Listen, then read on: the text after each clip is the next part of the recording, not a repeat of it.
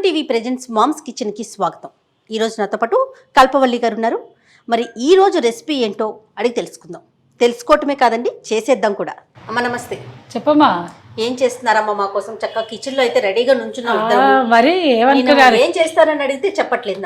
చెప్పనుగా. ఇవాళ కిచెన్లో ఏంటి తెలుసా, ఒక మంచి స్పెషల్ ఐటమ్ మామ్స్ కోసం ఏంటంటే కందిపప్పుతోటి బూరెలు. బూరెలు అనగానే శనగపప్పుతో చేసుకుంటారు. అవును. దాన్ని కొంతమంది పూర్ణం బూరెలు అంటారు, కొంతమంది బూరెలు అంటారు. దీన్ని మనం పోళీలుగా కూడా చేసుకోవచ్చు, అంటే బొబ్బట్లుగా కూడా చేసుకోవచ్చు.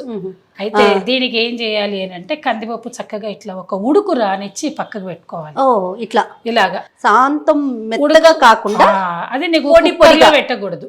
కుక్కర్లో పెడితే ఆ కుక్కర్లో ఏమైపోతుందంటే పేస్ట్ అయిపోతుంది, పాసం అయిపోతుంది. ఆ పాసం అవ్వకూడదు.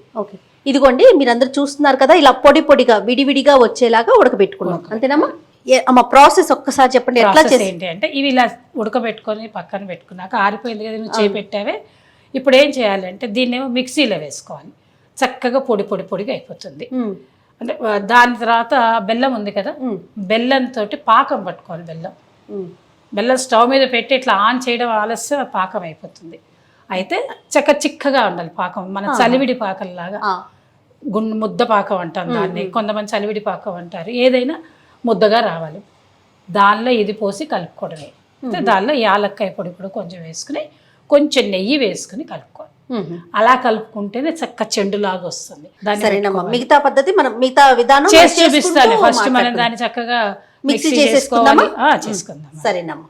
అమ్మ, ఇందాక కందిపప్పు చూపించాను కదా, మిక్సీ చేసాము. అదిగోండి, ఇగో ఇప్పుడు ఇట్లా మిక్సీ చేసేసుకుని ఇలా రెడీ చేసుకోవాలి. ఓకే అమ్మా. ఓకేనా? ఇప్పుడు మనం ఏం చేస్తామంటే దీన్ని పక్కన పెట్టేసుకొని దీన్ని కొంచెంసేపు అక్కడ పెట్టుకో. దాని తర్వాత ఏం చేయాలంటే, చక్కగా ఇట్లా దళసరిగా ఉండేది, మందంగా ఉండాలి. తీసుకొని దీన్ని పెట్టి కొంచెం స్టవ్ ఆన్ చేసుకో. దీనిలో ఏం చేస్తామంటే మనం పాకం పట్టాలి. బెల్లం పాకం అమ్మా? బెల్లం పాకం పట్టాలి. సిమ్లో పెట్టేసుకుని దానిలో బెల్లం వేసుకున్నావా?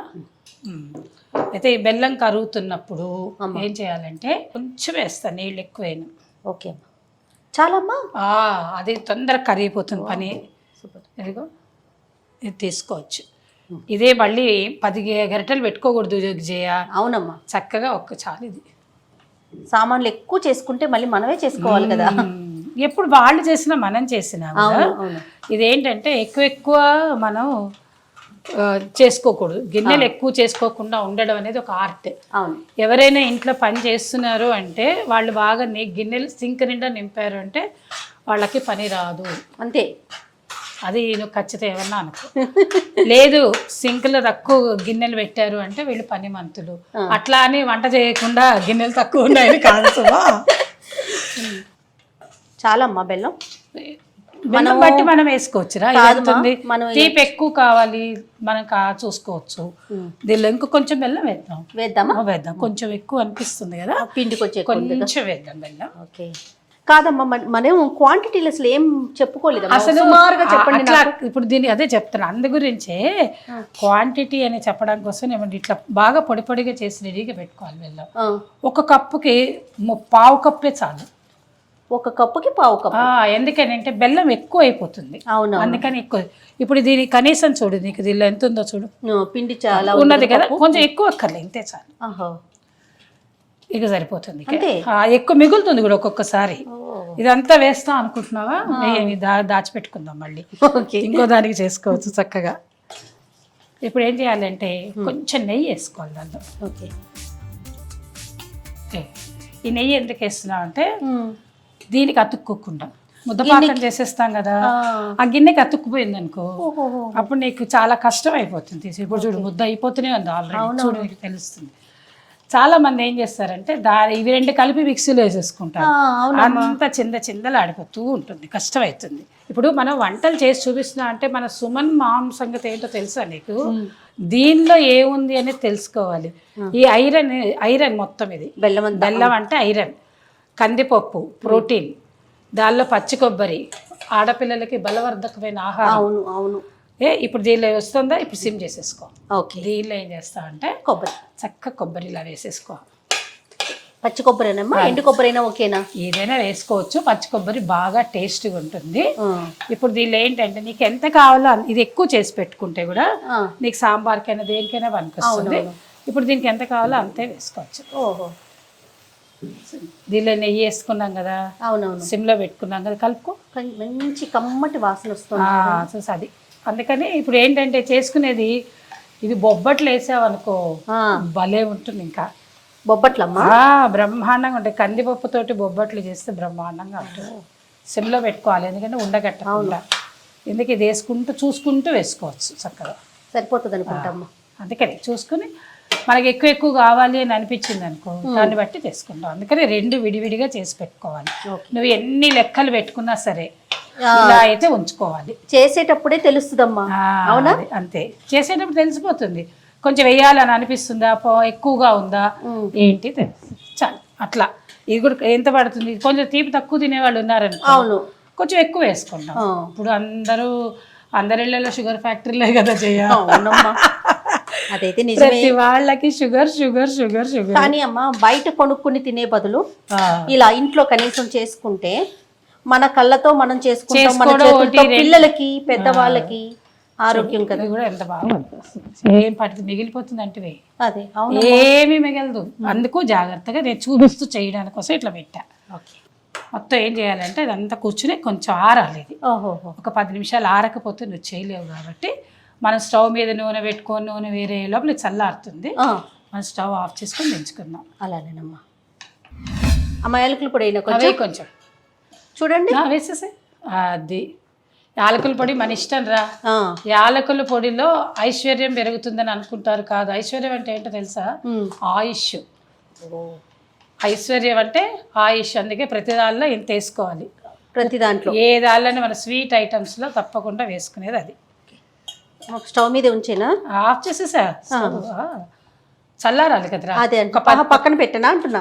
తీసేసుకుంటే చల్లాలి, దాని మీద ఉంచినా ఏం కాదు, ఆపేసే. ఇదిగో నేను ఇలా చేశాను కదా. ఇప్పుడు దీన్ని ఏం చేస్తా అంటే కొంచెం చల్లారుతుంది. ఇది ఏం పెద్ద కష్టం ఉండదు జయ.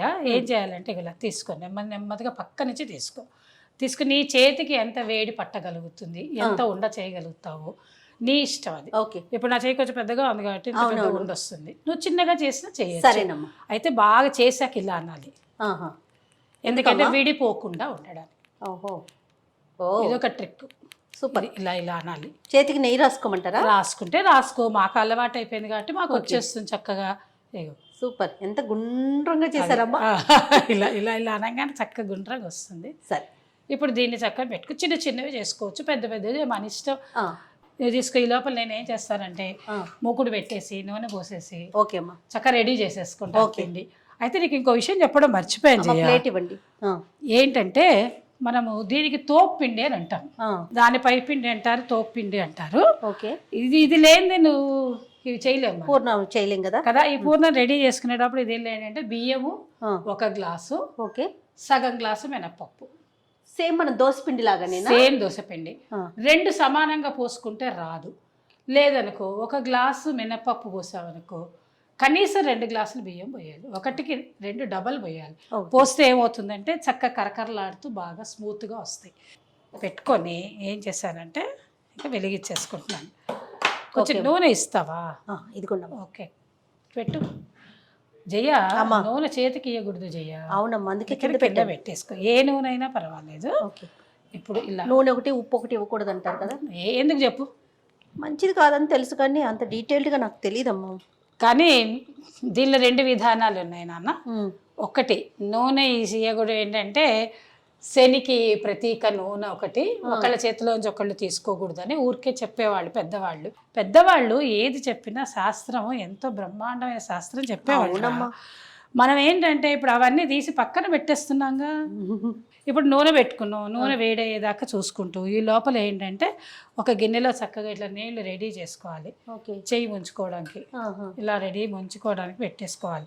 ఎందుకు చెప్తున్నాను ఇవన్నీ అంటే అన్ని ముందరగా రెడీగా పెట్టుకుంటే శుభ్రంగా పని చేసుకోగలుగుతాం. అవును అమ్మ. నూనె కాగినట్లుంది. ఎట్లా తెలుస్తుంది తెలుసా? ముందు కొంచెం వేస్తే ఇట్లా ఊసుకొని ఇట్లా వేసుకోవచ్చు. రెండవది ఇంకోటి ఏంటంటే ఒకవేళ పచ్చి నూనెలు పూర్వకాలంలో గానుగ నూనెలు వేసేవాళ్ళు కదా, అప్పుడు ఏం చేసేవాళ్ళు చింతపండు వేసేవాళ్ళు. చింతపండు వేస్తే కనుక పొంగకుండా ఉంటుందని ఇప్పుడు మనం అంత వేయలే, అందుకే నూనె కూడా నేను ఇప్పుడు ఇలా తీసుకోవాలి, దిల్లు ఇలా వేసుకోవాలి. ఓకే, అంతే అంతే. ఇది తీసుకుని ఇలా అనుకుని ఇంకా చిన్న ఉండలు కూడా చేసుకోవచ్చు. ఓకే, కొంచెం చిన్న చేయి, ఎందుకంటే నూనె కొంచెం తక్కువగా ఉంది కాబట్టి దానిలో అంటే మనం మునగడానికి వీలుగా. సరే, అర్థమైందా? కానీ అమ్మా ఇలాంటి పిండి వంటలు అంటే ఇలాంటి వంటలు ఇప్పుడు రెగ్యులర్ గా చేసుకునే అన్నము కూరలు వీటి అంటే మనం చేసేసుకుంటాం. కరెక్ట్ జయ, మనకి ఇంట్లో రోజు ఎవరు ఉంటారు, అందుకే మనం ఏం చేస్తాం అంటే ఇగో ఇలాంటివన్నీ తీసి రామనామము రామనామము రమ్యమైనది రామనామము. ఎందుకని చెప్తున్నాం రామనామమే రమ్యమైనది అంటే, రమ్యము అంటే అర్థం ఏంటి అంటే తీపిగా ఉండేటువంటిది. ఈ రామనామం ఎలా ఉంటుందనంటే, ఇందులో రాముడు కనిపించాడా నీకు, ఈ దీనిలో ఏమైనా రాముడు కనిపిస్తున్నాడా లేదు, కానీ ఎలా ఉంటుంది నోట్లో పెట్టుకుంటే తీయగా ఉంటుంది. అంటే నామం ఏమిటి అంటే రామనామము అనే మాటలోనే అంత తీయది ఉంది. అలాగా మనం కనుక ఈ బూరెలు కనుక మనం చేసుకున్నట్టయితే కనిపించినటువంటి తీయనిది ఎందులో ఉన్నది ఆ తీపిదనము అంటే ఈ బూరెలో ఉంది. అది ఎటువంటిది అంటే రామనామం లాంటిది అని చెప్పడం కోసమని ఈ బూరెలకి ప్రతీకగా చెప్తాం. ఇగో ఇలా తీసుకొని చక్కగా జాగ్రత్తగా చేసుకోవాలి అమ్మలు. అది ఎందుకంటే అది నూనె పదార్థాలు పక్కన పిల్లల్ని పెట్టుకొని చేయడం ఇలాంటివన్నీ చేయకూడదు. రెండోది కాచిన నూనె వాడకండి అర్రా. అవును, ఒక్కసారికి కాచేసిందే ఎక్కువ, మనకి ఇవేవి వాడకూడదు. నేనేం చేస్తా అంటే పని వాళ్ళకు కూడా ఇవ్వను. ఎందుకు, మనం తినండి వాళ్ళు ఎందుకు తినాలి అంట. నేనైతే తీసుకుని వెళ్ళి శుభ్రంగా మట్టిలో పోసేయమంట మా ఇంట్లో. అందుకనే పోపు బాణలు పెట్టడానికి కూడా 10 సార్లు ఆలోచిస్తారు, అమ్మ ఒప్పుకోదు అనేసి. అందుకే మా ఇంట్లో ఎక్కువ బజ్జీలు అవి చేయనియను, చేస్తే వేస్ట్ అంతే, ఇంకా నూనె పారబోయటమే పనికి రాదు. తీసుకెళ్ళి మట్టిలో పోసేయడమే. ఈ ఇందులో వేసేసేనా అయిపోయింది. ఒక నిమిషం అందులోంచి తీసేసి దానిలో వేసుకొని శుభ్రంగా దేవుడి దగ్గర చూపించేసి అయిపోతుంది. చక్కగా కందిపప్పు బెల్లంతో బూరెలు అంతే. థ్యాంక్ యూ సో మచ్ అమ్మా, థ్యాంక్ యూ. నాకు మీలో నచ్చేది ఏంటంటే వంట చేస్తున్నాం, ఆ వంట మీదే కాన్సన్ట్రేట్ చేస్తూ వాటి గురించే మాట్లాడకుండా చాలా సరదాగా అన్ని విషయాలు చెప్తూ ఉంటారు. మాకు ఎంత నాలెడ్జో మీతో ఉంటే. ఏదో నాన్న అందరి పిల్లలకు తెలియాలని, అంటే తినే పదార్థంలో పోషక విలువలు ఏమున్నాయని పిల్లలకి చెప్తూ ఉంటే ఓహో ఇదేదో పిచ్చి వంటలు అంటే ఇప్పుడు మనకి దొరికే సబ్వేలోవే మంచివని వాళ్ళు అనుకుంటున్నారు పాపం. అలా కాదు, అమ్మ చేసే బూరెలు కూడా మంచివి, హెల్దీ ఐటమ్ అని, వాళ్ళకి ఆరోగ్యానికి మంచివి అని మనం పిల్లలకి చెప్పడానికి నేను ప్రయత్నం చేస్తున్నా. ఈ పిల్లలకి చెప్పడానికి తప్పకుండా, ఈ పిల్లలు ఆ పిల్లలకి చెప్తారు తప్పకుండా. థ్యాంక్ యూ సో మచ్ మా మామ్స్ కిచెన్ ద్వారా.